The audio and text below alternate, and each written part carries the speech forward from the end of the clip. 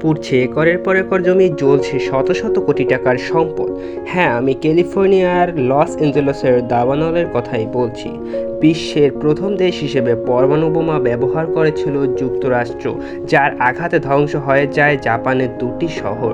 ক্যালিফোর্নিয়ার দাবানলে এই দৃশ্যই এখন সেরকমই এক অবস্থার প্রমাণ করেছে।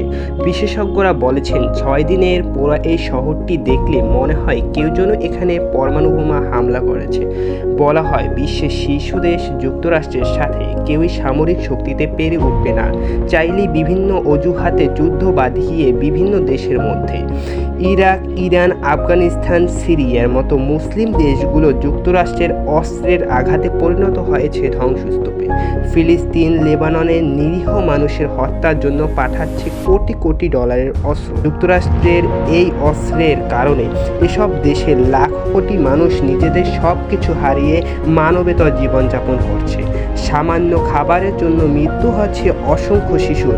আজ একটি দাবানল পাল্টে দিল যুক্তরাষ্ট্রের ক্যালিফোর্নিয়ার লস অ্যাঞ্জেলেসের পুরো চিত্র। কোথায় গেল এই দেশের শক্তিশালী সব নেতাদের হুঁশিয়ারি? প্রকৃতি ঠিকই এই দেশকে যুদ্ধের স্বাদ দিয়েছে। আজ বোধহয় তারা বুঝতে পারবে সব কিছু হারানোর বেদনা কাকে বলে।